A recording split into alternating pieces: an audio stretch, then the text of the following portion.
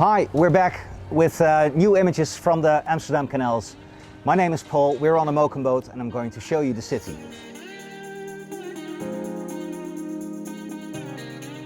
So Amsterdam is quite an internationally oriented city. In this neighborhood there's even a little Chinatown with Chinese shops and many Chinese inhabitants and other businesses. If you look closely, you will notice that the street signs even have a Chinese translation of the Dutch names.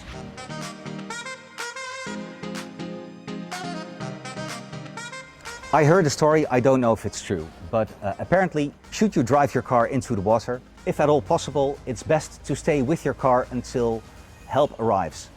Because then they'll have to rescue you and your car, and it's deemed a rescue operation. You don't have to pay anything. If you are able to rescue yourself and they have to salvage your car, it's turning into a salvage operation and you have to pay the cost. This is the Kroonboomsloot. It's a small canal right in the middle of the old town. Very sedate, it's really relaxing to sail here. At the end of the Kroonboomsloot, you turn left onto a small canal called Snoekjesgracht, and that ends on the Oude Schans. The Oude Schans is quite busy, also with big tourist boats, so be careful. That black house that you see here leaning over, it's the old lockkeeper's house. Nowadays it's a bar. So, as you can see, we've stopped for a bit. I was afraid something had snagged in the propeller and I'm now going to check it. And if you find yourself in the same situation, there's a few things to keep in mind. First of all, take out this key. It's located on the right-hand side of the steering wheel, and taking it out makes sure that the propeller won't be able to move if you reach down for it. If you're wearing long sleeves, remove them because your arm will be underwater for a bit. And please make sure you don't have a phone or wallet in your ear pockets because they can fall out into the water. The next step is that you lean over and reach with your arm up until your elbow underwater, and you can just see the propeller if you're lucky, if the water is clear enough. I can now feel the propeller. Apparently there's nothing in there, so it already washed away, or I was mistaken. Regardless, we can continue. This canal is called Raamgracht, and on the left-hand side there's a side canal called Groenburgwal, which is lovely, but you can't enter it right now because they are doing works there.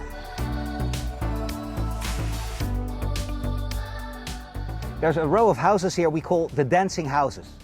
Those foundations have crumbled and the houses have started leaning over severely. They're even attached to one another to keep each other upright. The building on our left-hand side is called Stopera. It's a contraction of the Dutch words Stadhuis and Opera, City Hall and Opera. The building features both functions, and it is widely considered to be one of the ugliest buildings in Amsterdam. The opera side of the building has a nickname. It's called False Teeth because of the ivory white with the dark red brick behind it. If you want to go under this bridge, the blue bridge, even though it's grey, please take one of the side arches and leave the middle arch for the big boats.